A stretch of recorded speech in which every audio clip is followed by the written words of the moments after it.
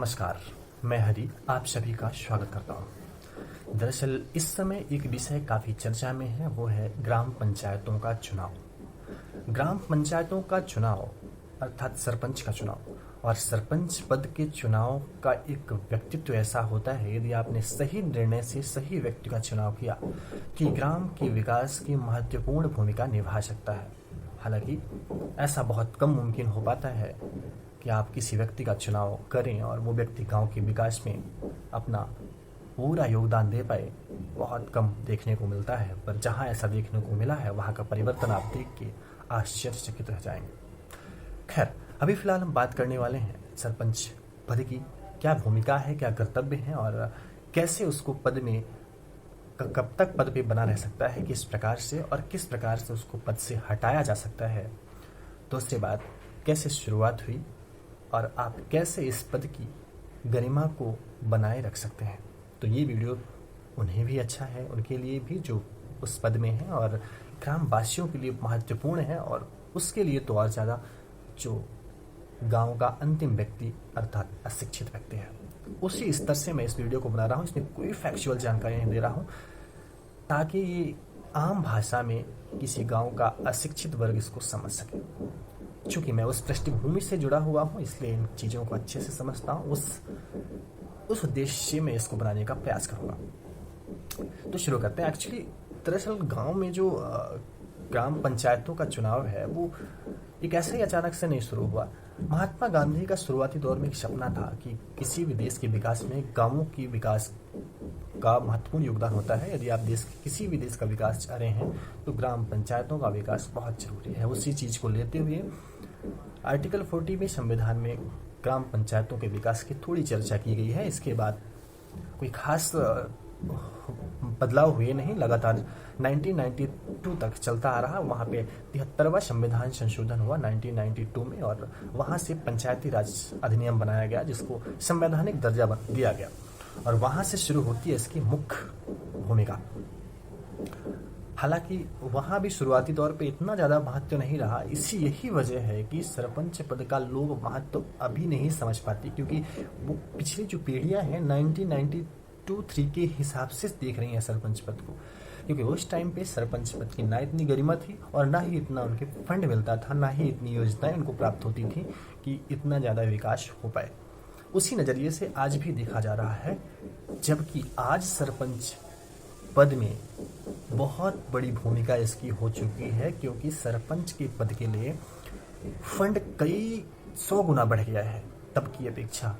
आपको एक नॉर्मल समझाऊं तो आप यूं समझ लें कि तब सरपंच के लिए जो फंड गांव के विकास के लिए राज्य सरकारें देती थी, वो लगभग हजारों में होता था, धीरे धीरे लाखों में हुआ, और आज जो फंड मिल रहा है किसी ग्राम पंचायत के विकास के लिए, वो लगभग करोड़ों में होता है। एवरी ईयर, पर ईयर, हर साल करोड़ों में फंड प्राप्त होता है ग्राम पंचायतों के विकास के लिए। तो आप समझ सकते हैं आज कितना बड़ा योगदान है इस पद का ग्राम पंचायतों के विकास के लिए। हालांकि ऐसा मुमकिन नहीं हो पाया। लगातार अधिक से अधिक ऐसी पंचायतें हैं जहां पे चुनाव होने के बाद भूल जाते हैं ग्रामवासी भी कि सरपंच कौन है, और सरपंच भूल जाते हैं कि ग्राम में रहने वाले व्यक्ति के विकास के लिए हमें कुछ करना है, राज्य ने हमें कुछ जिम्मेदारियां दी हैं। तो इन दोनों पे चर्चा थोड़ी सी करेंगे। दरअसल ग्राम पंचायतें जो है, वहां पे सरपंच पद का चुनाव कैसे होता है और वहां पे जो आरक्षण व्यवस्था कैसी है, इन पे थोड़ी सी मैं चर्चा करूंगा, ताकि आपको ये भी समझ आए कि जो इतनी लड़ाइयाँ हैं ना आरक्षण के लिए, वो कैसे हो रही हैं। तो समस्या एक्चुअली यहाँ पे है कि ग्राम पंचायतों में जो सरपंच का पद है, वो प्रत्यक्ष रूप से वोटिंग द्वारा होता है। एक व्यक्ति ही करता है। उस गांव का हर एक जो सदस्य है, हर व्यक्ति जो 18 वर्ष से अधिक है, वो वोट देके ही किसी सरपंच को खुद से चयन करता है। किसी उसमें दबाव में नहीं होता, ये उसकी खुद की चयन प्रक्रिया होती है। दूसरा, आरक्षण की बात, तो यहाँ पे SC और ST और महिलाओं का आरक्षण तय है कि SC ST का आरक्षण उनकी जनसंख्या के आधार पर दिया जाएगा। महिलाओं का आरक्षण मिनिमम 1/3 होगा, अर्थात 1/3 महिलाओं का आरक्षण होगा। लेकिन ओबीसी के आरक्षण में ऐसी व्यवस्था नहीं है। ओबीसी के आरक्षण जो होगा वो राज्य के ऊपर डिपेंडेंट है। इस संविधान संशोधन जो 73वां था उसमें स्पष्ट किया गया था कि जो ओबीसी का आरक्षण है वो राज्य अपने विवेक अनुसार निर्धारित कर सकती है। इसीलिए आपने देखा होगा कि मध्य प्रदेश में इस पिछड़ा वर्ग जो आयोग वो है ओबीसी का आरक्षण है, इसमें इतनी समस्याएं आती गई, कोर्ट में आया, मामला इधर उधर जाता गया, क्योंकि ये राज्य का विषय है। राज्य के ऊपर छोड़ रखा है संविधान ने कि आप जितना चाहो आरक्षण दे दो और जितना चाहो तो मत दो, इसलिए इतनी समस्याएं जाती हैं। तो ये अलग ही विषय है, इस पर एक बड़ा वीडियो बनेगा तब जानकारी पूरी हो पाएगी, पर इतना एक मोटा मोटा समझा दिया कि ये राज्य का विषय है, इसलिए इतनी समस्याएं ओबीसी पे जाती हैं। दूसरी बात, जो इसके कर्तव्य हैं सरपंच पद के, ये बड़े महत्वपूर्ण हैं। कुछ तो अधिकार हैं इसके, ये ग्राम पंचायतों की बैठकें कभी भी कर सकता है, इसका अधिकार है कि कभी भी बैठक बुला सकता है और उसकी अध्यक्षता भी स्वयं करेगा। इसका जो कर्तव्य है वो बहुत महत्वपूर्ण है। कर्तव्य होगा कि गांव की शिक्षा व्यवस्था कैसी है, गांव में स्कूलों कैसी चल रही हैं, गांव में आंगनवाड़ियाँ कैसी चल रही हैं, गांव में सड़कों की व्यवस्था कैसी है, उनकी देखरेख। जो कोई समस्या है उसको उच्च अधिकारियों तक पहुंचाने की एक आवाज़ होती है कि उच्च अधिकारियों तक उसको पहुंचाता है। ये पूरे गांव की जिम्मेदारी लिए होता है, इसका पद इसलिए होता है। राज्य सरकार इसको जिम्मेदारी सौंपती है, कई योजनाएं देती हैं और वो सरपंच का कर्तव्य होता है कि उसको सही ढंग से क्रियान्वयन किया जाए, पर ऐसा होता नहीं। दाय संस्कार की व्यवस्था, गांव में शिक्षा व्यवस्था, कोई व्यक्ति अशिक्षित ना रहने पाए, राज्य सरकार इसकी जिम्मेदारी देती है इन्हें। कोई व्यक्ति अशिक्षित ना हो, कोई स्कूल नहीं जा रहा, क्यों नहीं जा रहा, कोई भूखा है क्यों है, कोई रोजगार नहीं है क्यों है, इसकी जिम्मेदारी है।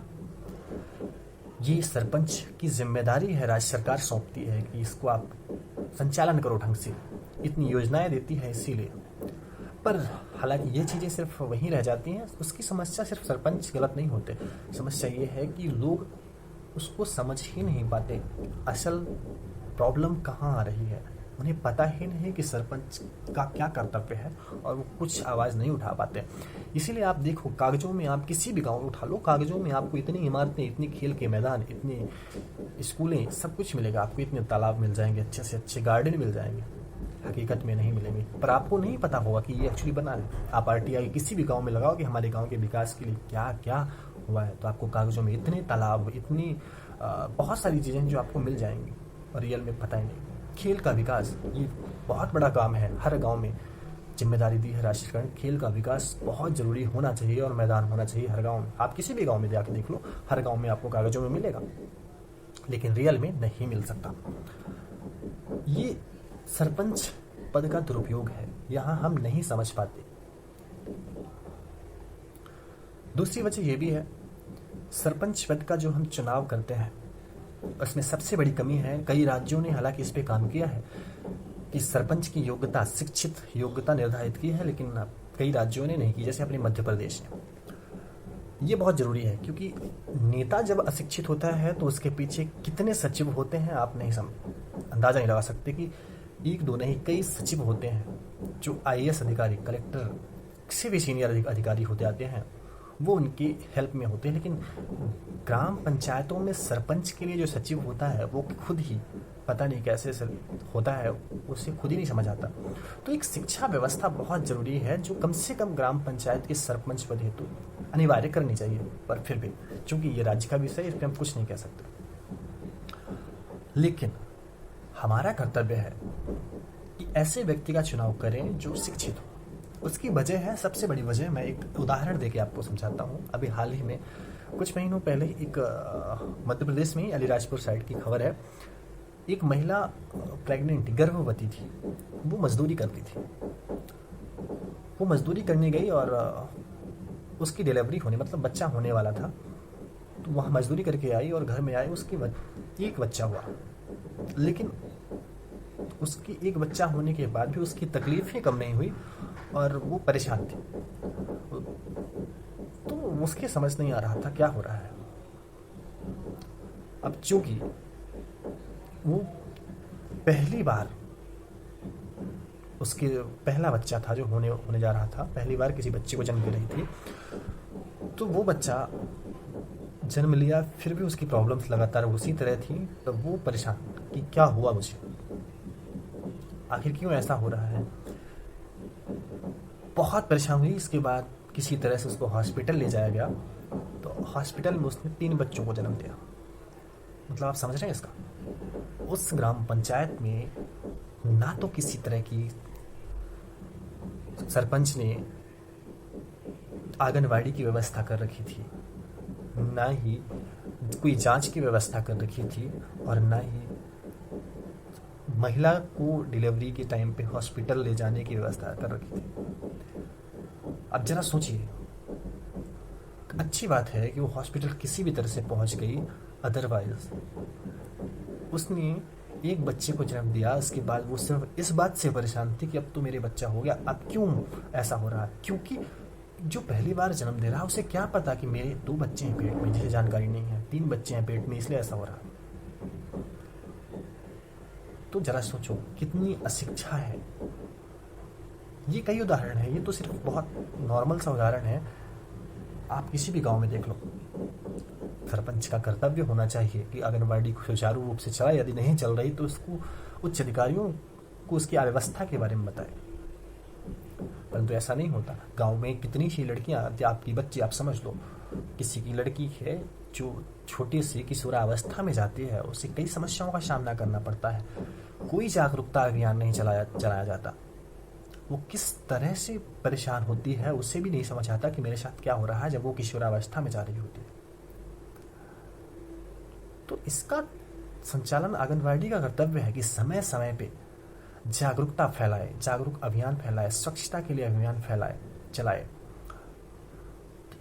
ये ऐसे नहीं होना। ये जब कोई व्यक्ति सरपंच पद में शिक्षित होगा, ये समय समय पे जागरूकता फैलाएगा, जागरूकता के लिए अभियान चलाएगा, आंगनवाड़ियों को सुचारू रूप से संचालन करने का के लिए काम करवाएगा, पानी की व्यवस्था, स्वच्छ पानी की व्यवस्था करवाएगा, रोड की व्यवस्था करवाएगा। ये सब संभव तभी है जब कोई अच्छा व्यक्तित्व तो उस पद पे विराजमान हो। इसके लिए फैसला आपको लेना होगा, और आपने सही फैसला लिया तो अच्छा, नहीं तो फिर वही। और आप ये मत सोचिए कि नहीं कि सरपंच पद है इसमें क्या मिलता है। आपको मैं बता दूं, हर साल करोड़ों का फंड आता है। अब पहले तो ही था, पहले हजारों में लाखों में आता था, कोई ज़्यादा फर्क नहीं पड़ता था, लेकिन अब हर साल, इस बार का आप ज़्यादा समझना हो, आप बजट खरीदें, 20-25 रुपए की बुक आएगी। हर साल बजट राज्य सरकार और केंद्र सरकार देती हैं, तो आप बजट खरीदें और उस पर देखें कितना बजट है ग्राम के विकास के लिए। तो हर साल हर गांव के विकास के लिए करोड़ों में बजट आता है, जो जिसमें सरपंच को उसका विकास करने के लिए उसका उपयोग करना होता है, योजनाओं का विकास करना होता है, पर नहीं हो पाता। इस पे ध्यान देना चाहिए। पता नहीं क्यों ग्राम में सब इस बात से पीछे हटते रहते हैं कि ठीक है, कर रहा है तो ठीक है, नहीं कर रहा है तो ठीक है। ये उसका काम है करना, पब्लिक सर्वेंट। राज्य सरकार ने उसको जिम्मेदारी दी है कि आप इसका जो हम दे रहे हैं योजनाओं का, उसको आप सुचारू रूप से संचालन करवाओ। दूसरी बात, यदि कोई व्यक्ति आपने गलती से कैसे भी चुन भी लिया है, तो एक अच्छी प्रोसेस, अच्छी बात यह है कि किसी भी सरपंच को उसके पद से हटाना बेहद आसान है। इतना आसान कि बहुत सरल प्रक्रिया है। यदि किसी भी गांव का व्यक्ति के सदस्य चाहें कि ये सरपंच हमारे कार्य का नहीं है, तो 2/3 सदस्य